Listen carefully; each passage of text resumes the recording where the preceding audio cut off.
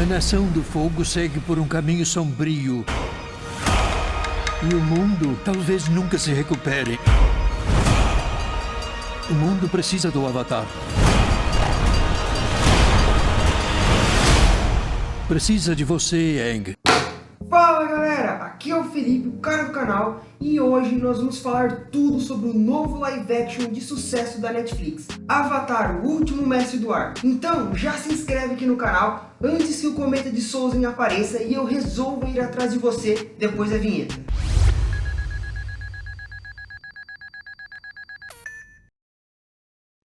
Avatar, a Lenda de Aang, foi uma das muitas séries que foi criada e transmitida pelo canal norte-americano Nickelodeon, o mesmo canal responsável por outras séries conhecidas até hoje, como iCarly, Bob Esponja, Drake e Josh, Os Padrinhos Mágicos e mais uma infinidade de outros programas. A série animada de Avatar teve sua primeira temporada lançada em 2005, mas os conceitos por trás desse rico e complexo universo começaram a ser trabalhados ainda em 2001 por Bryan Konietzko. Inicialmente, o produtor havia imaginado um personagem adulto e careca, mas logo decidiu reimaginá-lo como uma criança que tinha como companheiro um bisão voador. Mais tarde, ele apresentou a ideia para o roteirista de animação Michael Dante DiMartino, que tinha acabado de assistir a um documentário sobre exploradores que ficaram perdidos no Polo Sul. Junto, eles desenvolveram um rascunho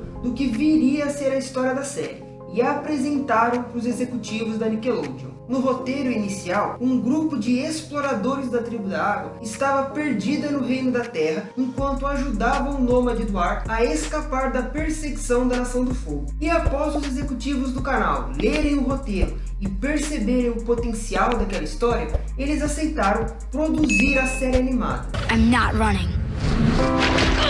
It's time for this world to end in fire. You're the Avatar. I'm just one kid. It looks like this is the end. Zuko! No! We will rain fire that will destroy everything.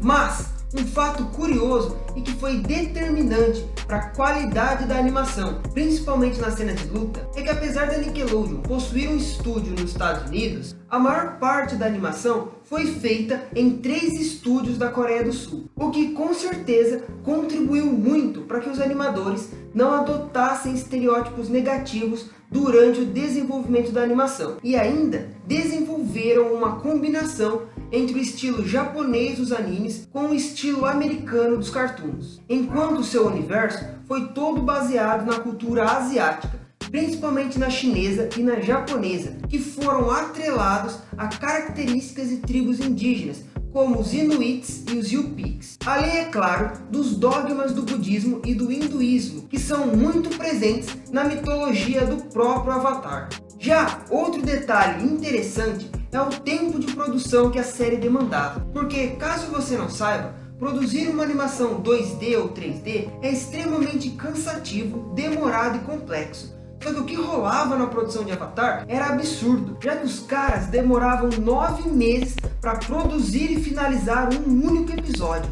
Muito disso por conta da velocidade e da complexidade das coreografias de luta, que usavam movimentos de artes marciais reais como referência para desenvolver as 4 dobras elementais, sendo que a dobra de ar foi inspirada na arte marcial chamada de Baguazhang. Já a dobra de água foi inspirada no Tai Chi, a dobra de terra foi inspirada no Kung Fu Hungar e a dobra de fogo foi inspirada no Kung Fu Shaolin do Norte. Avatar, a Lenda de Aang, obviamente, foi um sucesso de proporções mundiais e hoje conta com 2 animações já lançadas e uma nova em produção, uma porrada de histórias em quadrinhos que expande o universo da série, vários jogos eletrônicos multiplataformas, um filme live action que a gente finge que nunca aconteceu e uma série live action de sucesso na Netflix.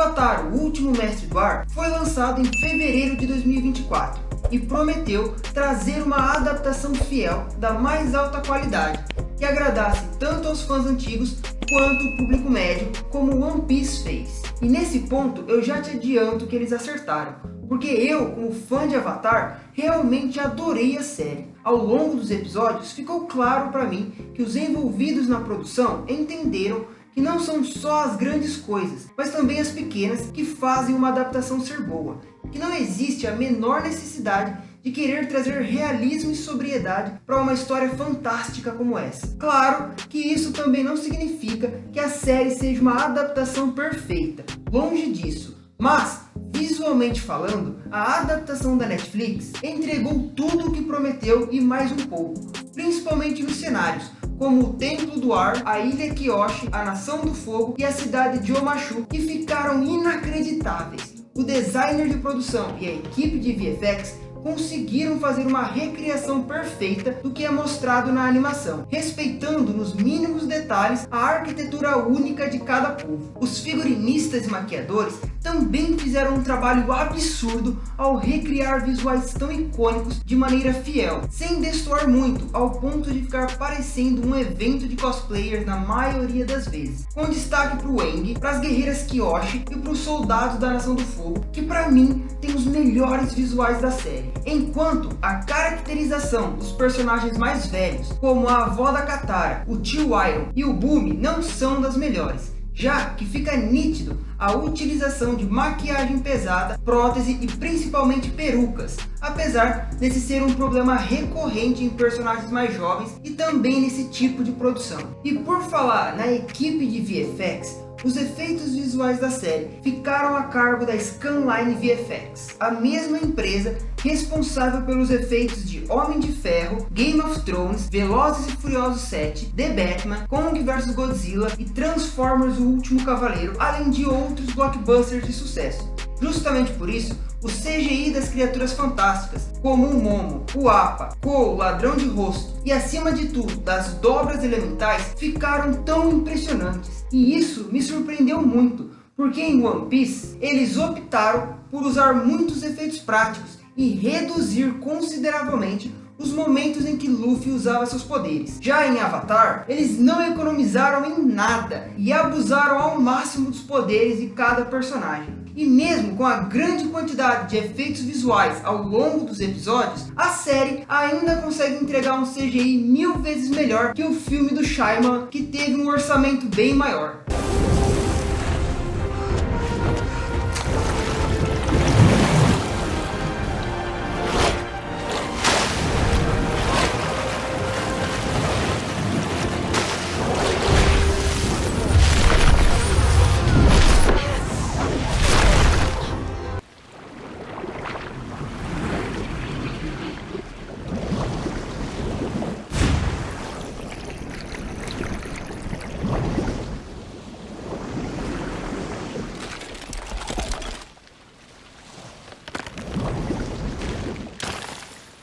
Mas, ainda assim, a série possui alguns momentos de fundo verde e bonecões de CGI bem feitos, principalmente nos episódios 3, 4 e 5. Já outro aspecto da produção que precisa ser evidenciado são as cenas de ação, já que os coreógrafos de luta e principalmente os atores deram sangue nas sequências de ação da série. Afinal, não é tão fácil adaptar os movimentos de dobra de uma maneira que não fique desnecessariamente exagerado. E mesmo assim, eles conseguiram desenvolver uma combinação perfeita entre o realismo do combate corpo a corpo com a teatralidade das dobras, gerando movimentos funcionais que tornaram os embates entre os dobradores mais físico e intenso. Fora a direção, que fez um trabalho competente, apesar de não trazer nenhuma inovação.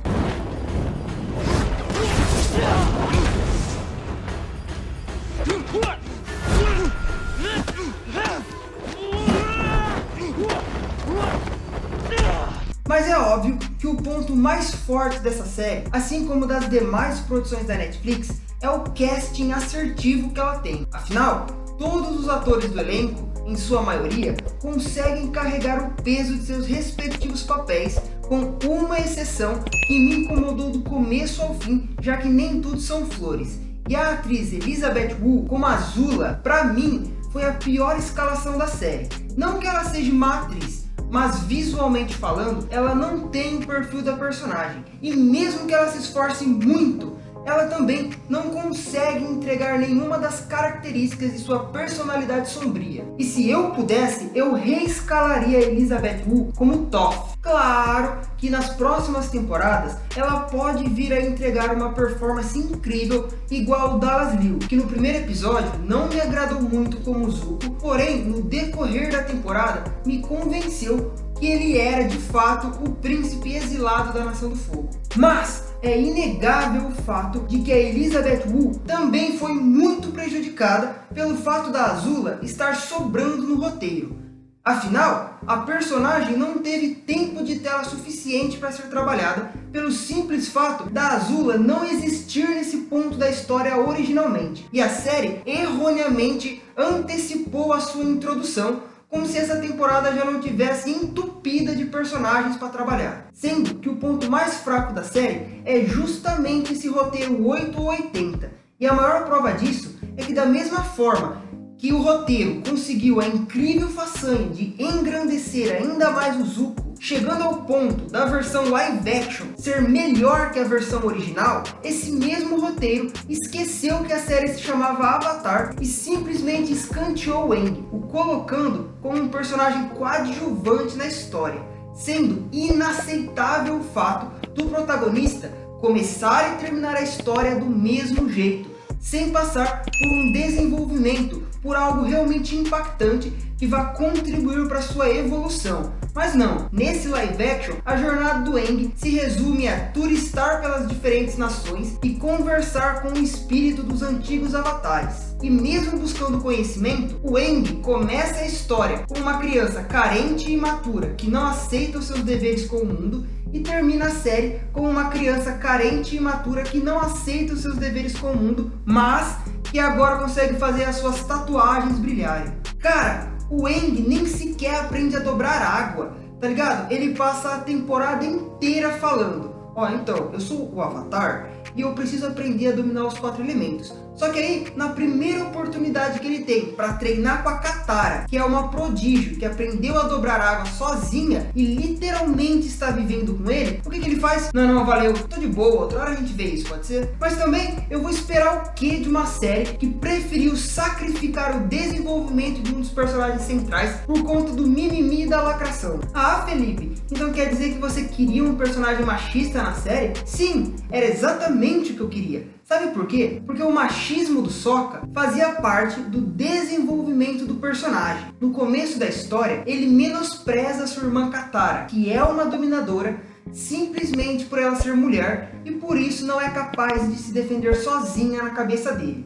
Depois, quando eles vão para a ilha Kyoshi com o Aang, e o Sokka é derrotado pelas guerreiras da ilha, ele relutantemente inicia sua desconstrução e evolução como personagem. E no final da primeira temporada da animação, quando ele vê os mestres se recusarem a treinar a sua irmã simplesmente por ela ser uma mulher, ele fica indignado com aquela situação e incentiva a Katara a desafiar as leis arcaicas de sua tribo. Tá bom, isso também acontece no live action, mas perceba como a mesma situação tem um peso totalmente diferente nas duas versões. Na versão da animação, o Sokka possui muita dificuldade em reconhecer as capacidades físicas das mulheres e precisa lutar contra os seus preconceitos sobre o papel feminino na sociedade para que ele possa também melhorar como guerreiro. Enquanto no live action, como ele é um cara de boa, a relação dele com a Suki se resume a uma paixonite adolescente ou uma busca do personagem em melhorar as suas habilidades. E a atitude dele de ficar ao lado da Katara e a incentivá-la a desafiar os mestres não tem o mesmo impacto narrativo, porque a sensação que foi passada é que o Sokka estava apenas apoiando os sonhos de sua irmã, e não necessariamente porque ele passou por algum tipo de aprendizado ou evolução pessoal que o levaram a esse ponto. Percebe agora? É a mesma história. Porém, a maneira como os personagens passam por ela e como ela os muda determina o quão humano e realista é um personagem. E mais, na animação, o Sokka era o grande alívio cômico, Enquanto no live action, sei lá eu porquê, optaram por tirar a veia cômica não só dele, mas também do Aang e até da Katara, fazendo dessa uma adaptação mais dramática, onde os momentos felizes e alegres são tão raros que dá para você contar nos dedos. Só que aí, fala pra mim, qual é o sentido de descaracterizar o personagem dessa forma? Pra mim, faria mais sentido você remover ele da série do que deixar desse jeito. Porque não dá, velho. Esse Sokka do live action é tão raso quanto um prato. E só o que sobrou pra ele foi um draminha mal desenvolvido. Além, é claro, dos diálogos extremamente expositivos, repetitivos e bregas que acontecem ao longo dos episódios e que desvaloriza muito a escrita. Eu não sei no que isso vai dar, mas de uma coisa eu sei. E isso é só o começo. Agora, voltando a falar sobre o verdadeiro protagonista da série, sem sombra de dúvidas, Zuko foi o personagem mais bem adaptado, chegando ao ponto de superar a versão original, como eu disse anteriormente. E isso acontece porque no live action, Zuko recebeu uma abordagem mais humana e vulnerável, que deixa transparecer melhor todo o seu afeto por seu tio Iroh, que também é outro personagem que eles conseguiram captar a essência e adaptar de maneira digna, fazendo dessa a dupla de ouro da série, representando o mais perfeito equilíbrio entre a impulsividade e a experiência. Outro aspecto interessante sobre o desenvolvimento de Zuko é que no live action existe uma justificativa do porquê, dentre tantas tripulações da Nação do Fogo, aquela em específica foi a que Zuko levou para sua missão impossível. E a maneira como a lealdade da tripulação vai se construindo através de respeito, gratidão e admiração, ao invés de ser uma mera formalidade pela linhagem real de Zuko ou simplesmente medo, traz não só personalidade a personagens até então genéricos ou irrelevantes,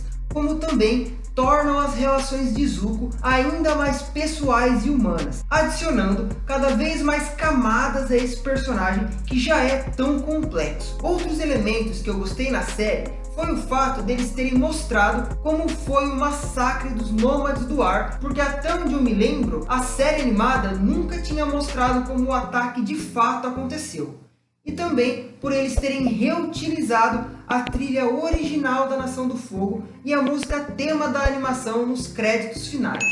Mas eu senti falta dos dubladores originais, assim como eles fizeram com One Piece. Pra mim, só faltou isso para eles conseguirem derreter de fato o coração dos fãs. A série também acertou na veia quando respeitou e enfatizou as individualidades de cada reencarnação do Avatar, deixando claro que apesar deles serem a mesma pessoa, o ambiente e a época em que eles viveram moldaram suas personalidades próprias que os diferem. E agora, como um sucesso indiscutível do streaming, a Netflix acabou de confirmar a segunda e a terceira temporada do live action. Então sim, senhoras e senhores, nós teremos Toph Beifong, a melhor personagem da animação, em uma versão live action. Em suma, Avatar, o Último Mestre do Ar, é uma boa adaptação que honra a obra original, e que apesar de cometer alguns errinhos besta, ainda assim transborda amor pelos fãs, pelos personagens e por esse universo incrível, sendo um presente para a comunidade Avatar de todo mundo, e que ao longo das temporadas vai evoluir cada vez mais, assim espero. Eu sou o Avatar. É só assim que eu vou salvar o mundo. Com os meus amigos. Mas então é isso, galera. Espero que tenham gostado desse vídeo. Deixa aqui nos comentários se você também gostou de Avatar. Deixa o like, se inscreve, manda esse vídeo para aquele seu amigo que também é fã de Avatar. E até o próximo vídeo, galera. Falou!